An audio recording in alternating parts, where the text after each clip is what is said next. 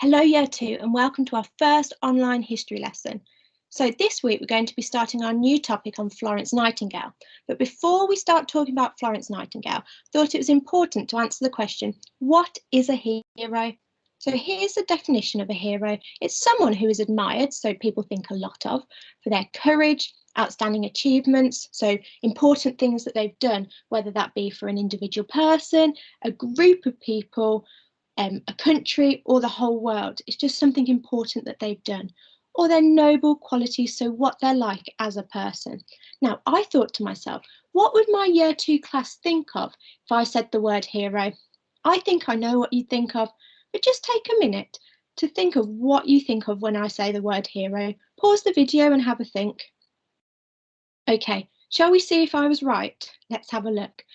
So I think when I say the word hero, you think of this man here, Superman, not just Superman, but Batman, Spider-Man, all of the superheroes. I know you know more about it than me. But yes, you're right, they are heroes because they're superheroes.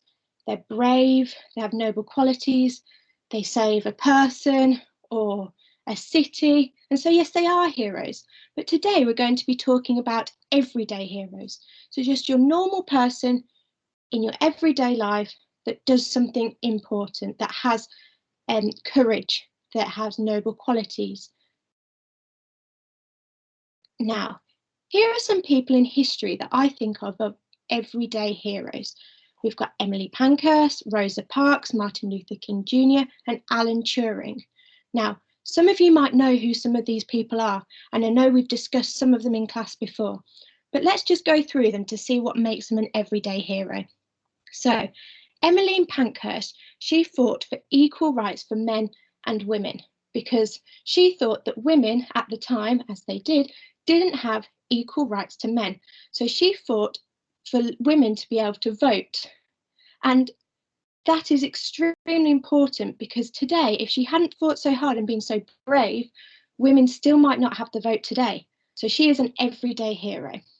Our other everyday heroes are Rosa Parks. Now, Rosa Parks fought for racial equality, and she was extremely brave at the time when she refused to give up her seat on a bus for a white person, which, as I said, at the time was a very, very brave thing to do. Then you have Martin Luther King. Now, Martin Luther King is an American campaigner who fights for fair and equal treatment of all people. And then we have Alan Turing, and he was part of the British government during the Second World War, and he helped to crack the code that the Germans used to communicate. So that was extremely important because he, by having this code cracked, they were able to know what the Germans were doing, what their plans were, and how they were communicating with each other. So all of these people are everyday heroes. But we also have some everyday heroes that are around us all the time, people who are in jobs that are considered as people who are everyday heroes. Now, I've thought of a few, but you might have thought of some more. So here are the people I thought of. We have a doctor and a nurse, a police officer, an army soldier, a firefighter, a vet, a lifeguard, and a scientist. Now, I want you to think for a few minutes, what makes these people everyday heroes? Pause the video and have a think. Okay, let's go through them.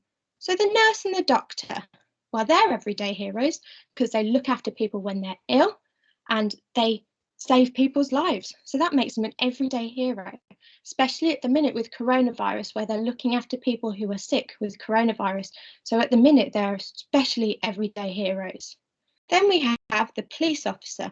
Now, he's an everyday hero because he keeps us safe, and we feel safe in the community when we know a police officer is around. Then we have the army soldier. Now, the army soldier is very brave. They're fighting for our country, and they don't think about themselves. They're doing it for our country.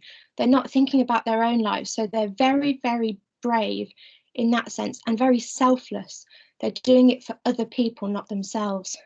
Then we have the firefighter, who's quite similar. He's fighting fire, not for himself, but to save other people's lives. He's not thinking about himself. Then we have the vet. The vet is an everyday hero because he or she is saving animals, caring for animals when they're sick. So he or she is an everyday hero.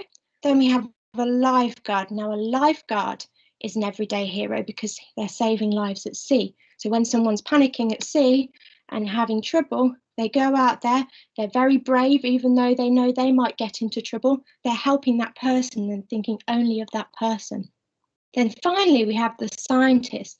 Now, the scientist is thinking of new medications, new vaccines, new discoveries that will help the world in some way or another. And this is especially important at the minute with the coronavirus. You know, they're making this new vaccine. That is very important, and they're working very, very hard to make it happen. So here are some qualities of a hero. Now, you might think of some more, but these are the ones I thought of. So courage, they're very brave. They're kind, so they're thinking of other people. They're generous, just like the firefighter and the army soldier. You know, they're doing it for other people, not for themselves. They're always thinking of other people, as are the other jobs that I mentioned. They're generous, they're selfless, again, they're doing it for other people, and they're hardworking. They work very hard in their jobs. So they're the qualities that I thought of. You might have thought of some other qualities. Okay, so here's your task.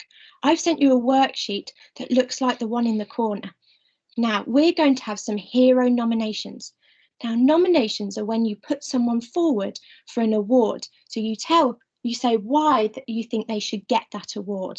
So you can say, I nominate nurses as heroes because they save people's lives and they look after you when you're sick.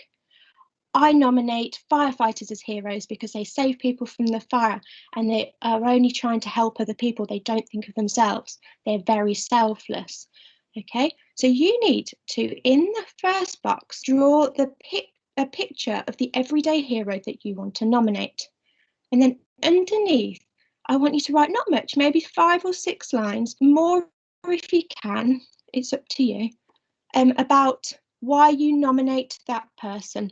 So I nominate nurses as heroes because, I nominate firefighters as heroes because, and then give your reasons, maybe about 3 reasons, okay? Now, brilliant. Thank you so much for being so excellent in this lesson today. And I'm really looking forward to getting your nominations and seeing who you've put forward for the nominations. I'm looking forward to seeing you soon. Bye.